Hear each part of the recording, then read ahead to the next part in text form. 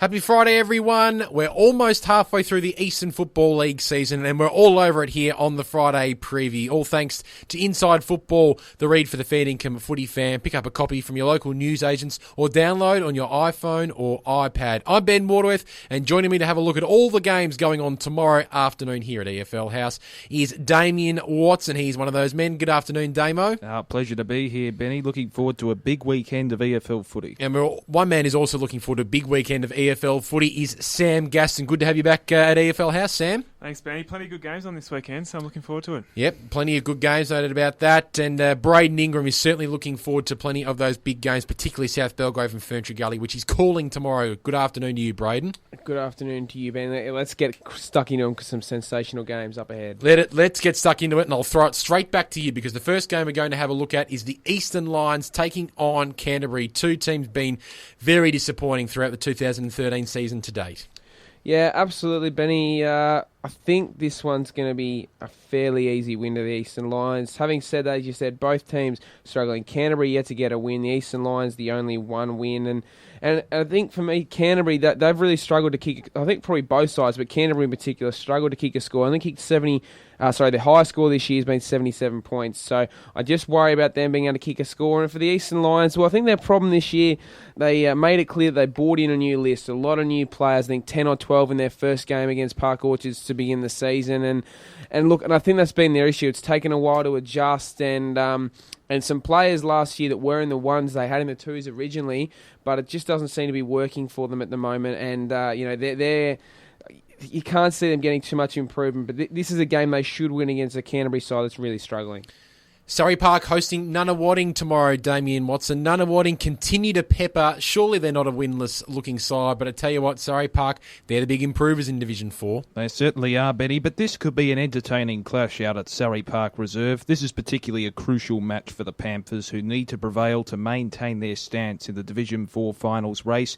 Matt Jeffries, with 5 goals a fortnight ago, is a man the Cobras defenders must contain if they are to win tomorrow. Surrey Park players in Dan Morris, Luke Conker and Alex Stewart are also players to watch, as they have been in superlative form in season 2013. The Panthers will enter this match with exuding confidence following a 54-point trouncing of cellar dwellers Canterbury in round 8, and tomorrow they'll be facing another winless side in Nunawading, knowing that victory is essential in the context of their season. Speaking of the Lions, although they haven't had the chance to sing the song this year, they have been relatively competitive in defeat, as you mentioned, Benny. This was highlighted when they were pipped by 3 points at the hands of Park Orchards a couple of weeks ago.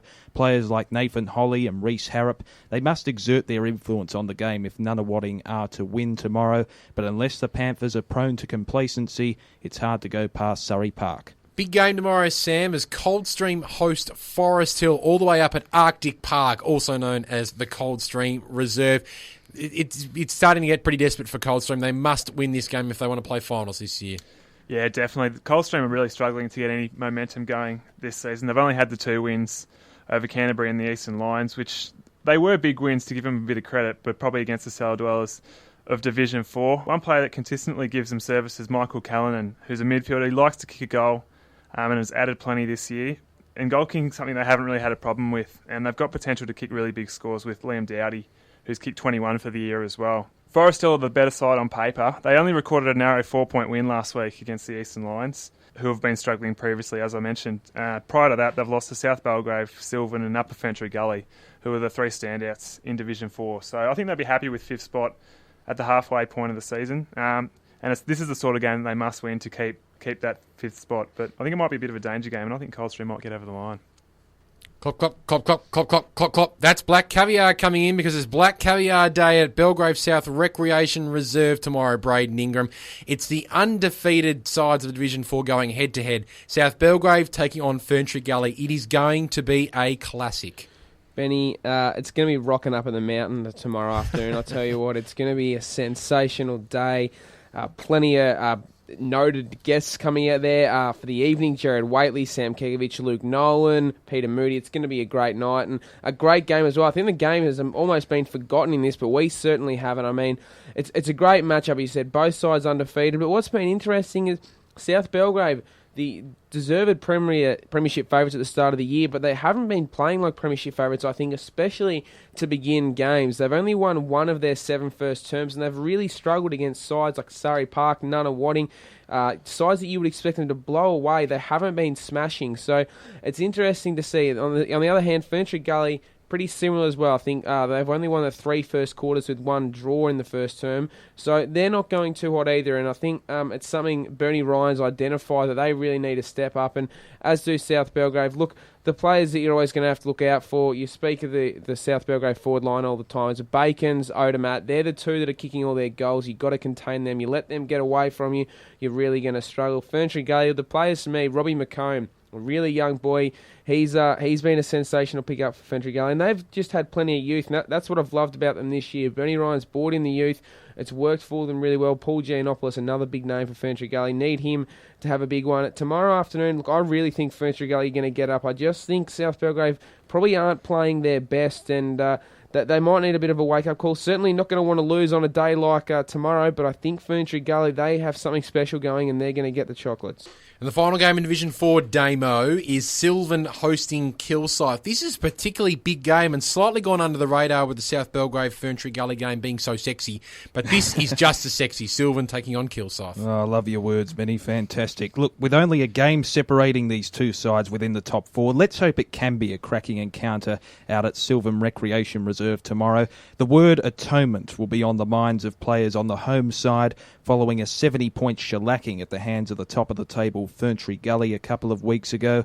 One man who is keen to redeem that last result is Tyson McKenzie, who has been in magnificent form for the Cats. Other players who could send the home crowd into raptures tomorrow are Grant Ewing, Rhett Newell, Chris Goodlett and Pat Rattray. The latter 2 will need to have their goal-kicking boots on tomorrow as well, as they are crucial to Sylvan's winning prospects. As for the Cougars, this will be a telling game as to whether they can maintain their admirable performances against quality opposition in Division 4 this year. Benny, you saw Kilsyth run rings around Coldstream in the radio game a fortnight ago, and they look in ominous touch. They need to rely on the current Division 4 leading goal kicker in Jay Sherlock, and arguably their best player in Caleb Rigby for a victory tomorrow. It is a tough match to tip, but I think Sylvan will remain composed to prevail in a tight contest with the home crowd behind them. 5 great games in Division 4 tomorrow afternoon. Make sure you go out and support your respective Division 4 team. And, of course, Park Orchards having the bye. You're listening to the Friday preview, all thanks to Inside Football, the read for the Fair Dinkum footy fan. Make sure you can download your copy on your tablets or smartphones. Let's have a look at Division 3, Sam Gastin. The first game we're going to have a look at is Boronia and Warrandyte. The Hawks will be seeking blood tomorrow, the Warrandyte Bloods. I think Boronia will definitely go in as favourite for this one against Warrandyte. Warrandyte really struggled last week against Mitcham, 126 points. That was a smashing. And they'll be down on confidence and face a Boronia team who, from all reports, were pretty good in their win against Templestowe a fortnight ago. Dean Grice, how good is he? He just continues to be Boronia's star player, and he's getting plenty of help from guys like Jesse Bolton and Jordan Begg as well. I don't think Warrandyte will have the talent or the depth to match these type of players. Josh Eyre has been good in the midfield and has impressed this year. And the forward line combination, they got Ben Taylor, Michael Morello and Luke Dunn down there, who are all been solid. But I think, as we saw in the game against Mitcham, they sort of struggled to get the ball against the better teams and failed to put that pressure on the scoreboard. So I think it'll be a similar case to last week for Warrandyte against Boronia this week, unfortunately. Boronia have won the past 4, and I think they'll do it pretty easily. Churnside Park host Wanturna South Braden out at Kimberley Reserve tomorrow. A bit of a difference in ladder positions between the two sides, but Wanturna South can't afford to take the Panthers lightly as they had a very good win before the break. Yeah, indeed. Churnside just got over Glen Waverley by 4 points, and that was something they really needed. Only the one win before that, so an important win for them. Still, you feel this is a game that Wanturna South shouldn't have too much trouble with. They're sitting pretty comfortably. After their loss to Mitcham, probably gave them a bit of a kick up the behind. They really had to focus again and get going, and they certainly did that last week. Beat Doncaster before the bye. They beat Doncaster by 9 points, and that was really an important victory. I think they're going along pretty swimmingly. They're beating the teams they have to beat, and they're certainly very competitive, and they're the sides that they're going to be really close. Wanturna South, Mitcham, Doncaster. They're the sides probably right at the top battling for this Division 3 premiership. I think Montana South are too strong. We saw them in the radio game against the Basin. Their pressure and their ball use was just much better. The only thing that you want to see Montana South do is utilise their opportunities. Probably been a little bit wasteful when they've had opportunities to put teams away, so you want to see that tomorrow afternoon, but I think they'll get the win. Big game for both Templestowe and Ringwood out there at Porter Street tomorrow. Damian Watson, if either team want to play finals this year, particularly the latter in Ringwood, it's a must-win. Well, that's right, Benny. This clash could be a watershed moment in the season for both clubs. On paper, this appears to be a one-sided contest, but having said that, the Redbacks will virtually be fighting to resuscitate their season out at Templestowe Reserve tomorrow afternoon. Ringwood, as we know, have failed to meet expectations in 2013 after a finals appearance last year and a bevy of new players arriving at the club in the off-season. Tomorrow is their chance to reinvigorate their year against quality opposition, and if they lose, I think they can wave goodbye to a finals berth in 2013. Ringwood weren't very convincing last round, an 11-point victory over the lowly Whitehorse Pioneers. They need to be more authoritative this weekend if they're going to prevail. If players like Tim Burmeister, Luke Davis and Michael King can fire, be prepared to give Ringwood every chance for a victory tomorrow. James Katsiavos is also really important as that goal-kicking source for the Redbacks, with 20 majors thus far this year. As for the Dockers, it is an equally important game for them to stay in reach of the finals group. They were immensely disappointing in their last game with a 28-point loss to Baronia in a low-scoring encounter. If they are to improve tomorrow, Templestowe need players such as Jamie Bain, Aaron Chambers and Jamie Van Kirchhoff to star. This match is a must-win for both clubs, and I feel that the Dockers can rise to the occasion in front of their home crowd tomorrow. Important game for both Heathmont and the Whitehorse Pioneers tomorrow afternoon. Sam, Whitehorse, is this the day where they can finally sneak that victory? They've been close but no cigar in a number of games this year.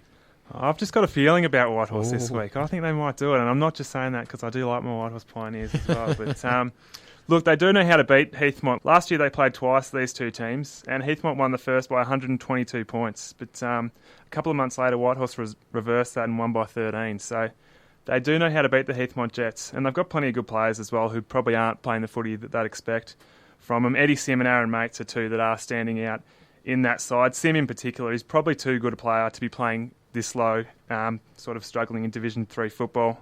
And they get Liam Voida and Marcus Tippett back as well, so that's a couple of handy inclusions for the Whitehorse Pioneers. As for Heathmont, 4-4 at the break. I think they'll be reasonably happy with their start to the season. Disappointing against the Basin in their last match, but they'll be looking to bounce back strongly against a weaker opponent. They're getting plenty out of their skipper, Dylan Svens, as well, who's led by example this year, and he should give his teammates a lift. I'm going to tip Whitehorse, I think. I'm not confident, but I'm just hoping they'll get over the line and get their first win of the year. Really important game for both the Glen Waverley Hawks and the Basin tomorrow, Braden, out there at the wide open expanses of Central Reserve. How do you see this one playing out? Honestly, I think this is a bit of a danger game for the Basin. Glen Waverley, they're only 2-6 and lost a couple of really tight games this year, and certainly been, I think, a lot poorer than what we expected at the start of the year. Lost a couple of players, but just haven't been able to string together wins after their grand final, after reaching the grand final last year. And I just think this is a big game. Glen Waverley have got it at home. They're not playing too badly. The Basin, on the other hand, yeah, they're doing enough, but they're probably, they're good win against Heathmont last week, but I just don't know whether they're going at full tilt at the moment. For me, Colterra and Galicia, the names we always mention, but they're the goal kickers of the Basin, and so often you see they just hit them up all the time. Colterra's just a great crumbing forward, and Galicia just gets it on the lead, and you've got to watch that from him. If he gets it out in front, he's not going to drop it. And Trevor Mills as well, we mentioned him a fair bit. I think he's been in the best 6 of 8 occasions for the Basin, and he is just a workhorse in the midfield. I think the Basin are very close to getting Max Kruger back as well. He's an important inclusion for them. But Glen Waverley, on the other hand, Andrew Azzopardi kicked plenty of goals for them. Obviously, we know him quite well, but again, they just need to find probably another target up forward. He's kicked about 20 goals, but they need a few more. They need a bit of a different option. I think the Basin are going to get up, but I tell you what, don't be surprised if it's a very close game tomorrow afternoon. And we've got a top-of-the-table clash in Division 4 and one in Division 3 as well, Damian Watson. A big clash. Doncaster hosting Mitcham out at Trams Reserve. The winner will arguably be touted as Division 3 flag favourites. Yeah, this is certainly a mouth-watering clash to say the least, Benny. There is always high anticipation ahead of a top-of-the-table clash in any division, and I think we'll learn plenty about both Doncaster and Mitcham tomorrow.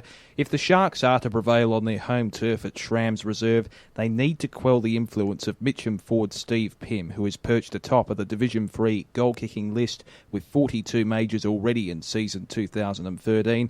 It'll be interesting to see if the Doncaster defenders will double-team him or create the loose man to fill the hole inside their defensive 50. Don't forget also that the Tigers are coming off a 126-point obliteration of Warrandyte, and players such as Jared Whitnish and Julian Petrarca will be equally as dangerous to contend with, as they've displayed excellent footy prowess in recent weeks. Meanwhile, Doncaster may have an inferior percentage, but they're just as capable of claiming the Division 3 pennant this season, and tomorrow's match will be their opportunity to exemplify that.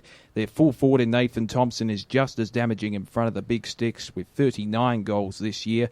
Other Doncaster players to watch include Mark Peduto, James Appleford and Adrian Galas, who will provide the teeth behind the Sharks' bite tomorrow. However, I think that Mitcham can score a great win away from home and assert themselves as the team to beat in Division 3. Great work, boys. Division 3 done and dusted. 6 awesome games tomorrow. And if you're a Division 3 fan, make sure you go out and support your team loud and clear. You're listening to the Friday preview, all thanks to Inside Football, the must-read for the fair income footy fan. Pick up a copy from your local newsagents, Woolworths, or download on your smartphones or tablets. Division 2 time Sam Gastin and Donvale and Mooroolbark clash. 4th versus 5th. It's a sea of green on green turf. It is a very interesting game, this one. As you said, sitting 4th and 5th on the ladder, Mooroolbark have the one-game advantage there. I don't know, I think Donvale might be the ones in this one. They've got plenty of talented talls who are really hard to match up on. Max Otten is one of them. He's probably the standout. And he's a tall man, but he plays more like a midfielder. Got those silky skills that are really hard to stop. And you throw in guys like Nick Murphy, Jack Purcell, Josh Ralph, the skipper, Andrew Predigrove as well. So it's a team that's really dangerous. And when they all get going together, they're probably too good for most sides in the competition. Saying that, that's the thing that's got to happen. They've all got to fire together and play as a team. Mooroolbark, on the other hand, they sit pretty comfortably at 5 and 3, and this is a game they really need to win. After this one, they've got Montrose and North Ringwood back to back. So if they let this drop, they could easily find themselves going from 5 and 3 to 5 and 6. Matt Polkinghorn and Mark Martin are the standout players for the Mustangs. Polkinghorn kicked 4 last week, best on ground performance for him, so he'll be looking to back it up. And finally, their defence is going to be put to the test as well. Guys like Andrew Preston for the Mustangs have been really impressive down back, but they've got a big challenge ahead against the Talls of Donvale, as I said. It's a tough game to tip. I think Donvale might get over the line in this one at home. A daunting task for Bayswater tomorrow, Braden, as they host the red-hot, rampaging demons of the Montrose variety. Geez, this could get ugly, Ben. I tell you what, Montrose, they just work sensationally as a team. They work for one another. They want to play 4 quarters. They do play 4 quarters, and their consistency really has been one of their hallmarks this year. That they've been sensational, and they're just demolishing other sides, and it's great to see that sort of exhibition of football. Bayswater, on the other hand, well, they're pretty much a rabble, to be honest with you. They've really disappointed me this year. Only the 2 wins, and I'm a bit bemused by what's going on. I mean, they've won 3 final terms. One of those was in a losing game to Croydon. The others were in a smashing, something Upper Ferntree Gully and one other side who as a lowly place getter. And they, as I said, final terms have been shocking, but it's before that as well. They're not putting themselves in winning positions. And I mean, that game in Croydon, they play where they I think they lost by 6 points in round 3. They were down by 30 at 3-quarter time. They played 1 quarter and still lost. They're not making many interchanges in final terms. I've been hearing they're making between 5 and 10, which is just ridiculous when you need to run home hard. And I think players that have stood up in the past, the Galvins, I mean, you can't expect them to always stand up, and they're not having, especially help me out here, Ben. Joel? Thank you, Joel Galvin. Not having as good a season as he did last year. I mean, it was a sensational season last year, so you can't always expect him to be playing, out of his skin. And yeah, they just can't seem to have other players stand up. Daniel Rudjow's been a good pick-up for them. Wayne McInerney's been good, but again, they're too short up forward as well, which is causing issues. There's just that many holes at Bayswater. They can't seem to plug them. This is going to be a very comfortable victory to Montrose. The cellar dwellers of Division 2, Damian Watson, in Upper Ferntree Gully and Mulgrave clash at the wide open spaces of Kings Park tomorrow. I've got no idea what's going to happen in this game, hence why I just introduced the games and you preview them. So you tell us what's going to happen, Damo. Well, Ben, what we do know is this truly is a battle for pride and credibility at Kings Park tomorrow afternoon. It's fair to claim that both teams have been mediocre this season, and this game will be an opportunity to swing the pendulum of form in their favour. Mulgrave would have to be favourites, but conversely, they are venturing away from home, and the Lions have been disappointing since that first-round victory in the Friday night season opener against Bayswater, and have only registered 2 wins for the year. Lions players such as Ben Gilling up forward, as well as Sebastian Henderson and Matthew Young, they'll be integral in rectifying the team's record this year. As for Upper Gully, it is difficult to find positives, let's be honest, particularly when you only convert 1 goal in an entire game of football on 2 occasions, as they have in the first half of 2013. They need an avenue to find the goals, as well as their best player, Liam Gelly, to perform in brilliant fashion tomorrow if Upper Ferntree Gully are to be on the winning side of the ledger. But I'll have to tip Mulgrave to compound upon Upper Gully's woes and sink them deeper into relegation territory. From the bottom of Division 2 to the top, Sam, Croydon host North Ringwood in clearly the game of the round in Division 2. Whoever wins this one will get not only bragging rights, but some serious momentum going into the second half of the season. This is a massive game and really big implications as well for the winner. And we'll probably take that second spot and become the main challenger for Montrose at the end of the year. I'm heading out there and I'm really looking forward to seeing 2 teams that have taken completely different paths to get to Division 2. Obviously, with Croydon dropping down from Div 1 and North coming up from Division 3. Croydon lost that first game to Mooroolbark in round 1, but ever since then, they're really starting to look good. Probably adjust to the Division 2 surroundings. And I think for them, it'll be a case as long as the season goes on, they're going to keep improving and keep becoming the main challenger and maybe make it all the way. If that's going to be the case, I think they'll want to get an early advantage over North Ringwood because I can see these 2 sides probably coming up against each other in the finals at some stage. For Brett Moyle, I think he'll be pretty happy with the start of the season for North Ringwood. They lost to Montrose, obviously, and were upset by the Waverley Blues. But aside from that, they've barely put a foot wrong coming up to the higher division. And you can talk a lot about the young players, and I've actually spoken a lot about the young players for North Ringwood, but they've got experienced heads as well that are really providing great leadership down there. James Dean, he's only a small man, but he's been a live wire up forward and has had another great year. And my man that's probably at the other end of the height spectrum is the ruckman Adam Tuck. And he's probably the dominant ruckman in Division 2, and he's been named in the best by the Saints 5 times this year. So North have a few key players missing which might affect the outcome of this game. Jacko Whelan and Matt Weeks have gone off overseas for a bit of a holiday mid-season. And Timmy Jones got injured last week as well, did an arm that looks serious. So I don't know how long he's going to be out for, but I think those exclusions might put Croydon over the line in this one. And the final game in Division 2, Braden, is a big one. The Waverley Blues and Doncaster East. The loser goes into relegation territory, whereas the winner can probably say they go into finals territory. Toss a coin here, Benny boy. This is a very tough one, I think. It's, as you said, vast implications for the side that wins and the side that loses. Look, both 3 wins. Donny East, 2 wins in a row coming into this game, and I think they're looking all right. On the other hand, Waverley beat North Ringwood Mulgrave and then lost to Montrose the week before, and not outclassed, not completely smashed. So I think both teams are probably at their best. Donny East is an interesting one. I mean, as you said, had those 2 wins, but then only 50 points down to Montrose, and then go and get smashed by Mulgrave by 85 points. So they're a hard one to put my finger on. I think Doncaster East are just going to get it, but as you can hear, I'm not particularly confident. Just want to see both teams really play out the game. I think that's been an issue for both sides throughout the year, and I think Donny East just. Nice work, gents. Arguably the biggest round of Division 2 action so far in 2013. Nicely previewed and tied up in a bow. You're listening to the Friday preview, all thanks to Inside Football, the Fair Dinkum read for the Fair Dinkum footy fan. Pick up a copy from your newsagents, Woolworths, or download on your iPhone or iPad. Righto, gentlemen, the big boys of Division 1 clash tomorrow, and one of those games is Vermont hosting South Croydon. The Eagles will be looking to try and probably get a bit of extra percentage this week, Damo. Yeah, well, this is a clash where the two sides have a stark contrast in performance, it's fair to say, Benny. However, Vermont cannot afford to be complacent on their home ground tomorrow because the stakes are simply too high. A victory this weekend will propel them into that vital second position on the Division 1 ladder, on the hammer of Baldwin, who are a class above, let's face it. Players of the calibre of Ryan Mullet, who has excelled in the midfield this year, as well as forwards Justin Van Unen and Sylvan recruit Ash Froud, serve as crucial components of the Eagles lineup, and they should figure profusely in the play tomorrow. As for the Bulldogs, it's fair to say they have been lacklustre in recent weeks, prevailing in only one of their last 6 matches. This was characterised in their last match with a 45-point loss in the wet to Noble Park, in which they only registered 4 goals for the entire game. South Croydon players like Nicholas Molnar and Daniel Coughlin, they really do need to perform well in the aim of reinvigorating the club as a whole. However, I feel that the Bulldogs' predicament will continue and Vermont can notch their 7th consecutive victory tomorrow afternoon.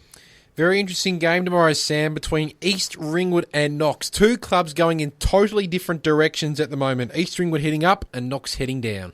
Yeah, it is an interesting one, and they've sort of met in the middle here, haven't they? Both teams sitting at 3 and 5 and both in similar ladder positions, but I don't think you can rule out either for that 5th spot in the Division 1 finals. Knox have had a real tough time injury-wise this season. They've used 38 players across their first 8 games. So they're going to be unsettled, and like you said, they've lost 5 in a row after winning the first 3. So the mid-season break for them probably came at a perfect time. They're getting good contributions from the skipper, Luke Williams, who's been a real shining light down there, and he's been named in the best in every game he's played. I think he might have missed the first one, and after that, he's gone from strength to strength. So look for him to continue out there. As for East Ringwood, they've kind of been the opposite. They had a slow start, but won 3 of the past 4, so they took a bit of momentum into the break. And it's the key position players for the Roos that are really strong. Cam Purdy is the big centre-half forward, and he'll cause Knox plenty of problems. He's kicked 19 goals so far this year.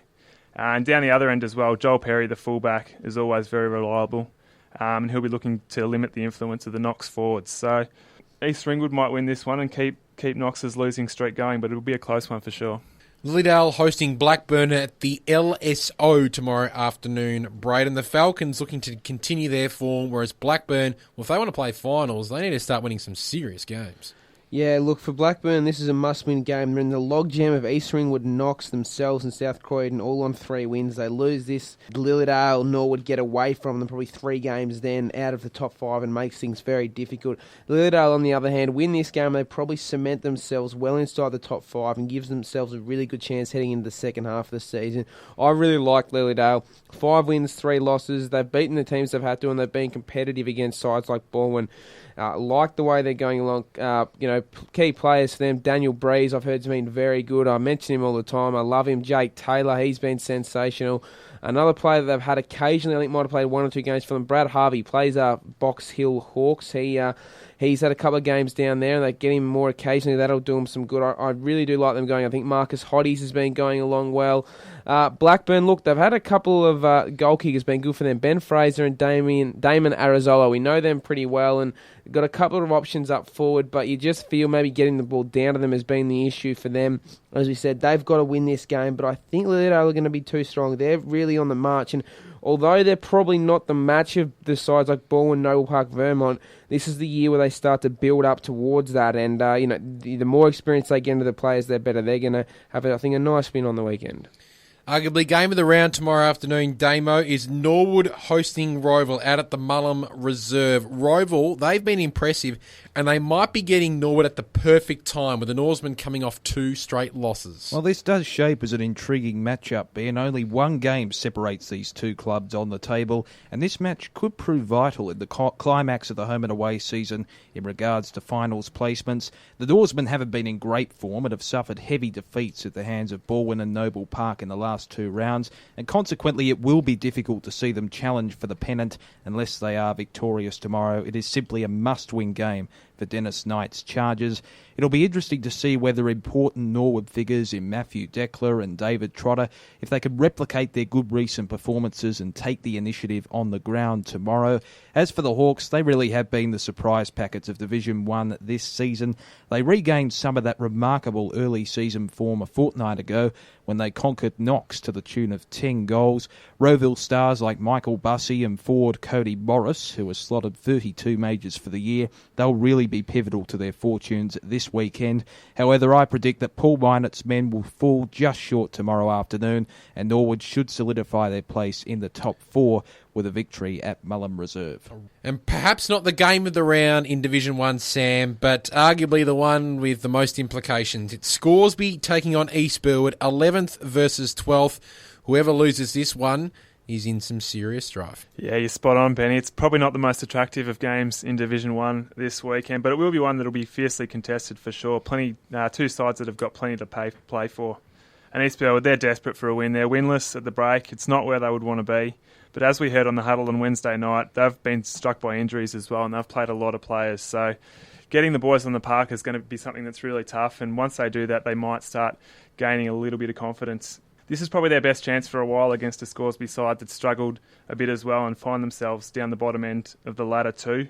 And East Burwood, they've got players that just really need to stand up. The likes of the Mariani boys, Matt Holland, Chris Nainer, they're all real good players, but they're sort of struggling to get going together and all at the same time. As for Scoresby, their percentage is a bit of a worry. It's actually lower than East Burwood at 57.08, although they've won 2 games. So when they are losing, they're losing big and getting some pretty massive scores kicked against them each week. So that's something that needs to be addressed down there. David Marcus, Adam Parker, Reece Van Reenen, they're the standouts for the Scoresby side, and they're going to look for strong performances for them on the weekend. I don't like to say it, but I'm afraid the losing streak for East Burwood is going to continue this week. It's at home for Scoresby as well, this game, so I think they'll be too strong. Great work, boys. All games across the Eastern Football League tomorrow, done and dusted and nicely previewed. This has been the Friday preview, all thanks to Inside Football, the Fair Dinkum read for the Fair Dinkum footy fan. Buy it at newsagents, download it on your iPhone or your iPad. Damian Watson, thanks for your time this afternoon and look forward to catching up with you very soon. Pleasure, Ben. Thanks for having me. Braden Ingram, very nice on Friday preview debut today. Looking forward to hearing your call of Ferntree Gully and South Belgrave tomorrow. Yeah, can't wait. Going to be a cracker match, Ben. And Samuel, enjoy Croydon and North Ringwood, arguably game of the round in Division 2. Yeah, should be a good one. I'm looking forward to it. Of course, don't forget tomorrow's radio game, South Belgrave and Ferntree Gully, live on 98.1 FM and EFL.org.au. South Belgrave and Ferntree Gully from Belgrave South Recreation Reserve. This has been the Friday preview. I've been Ben Waterworth, and as a wise man once said, stick a fork in us, we're done.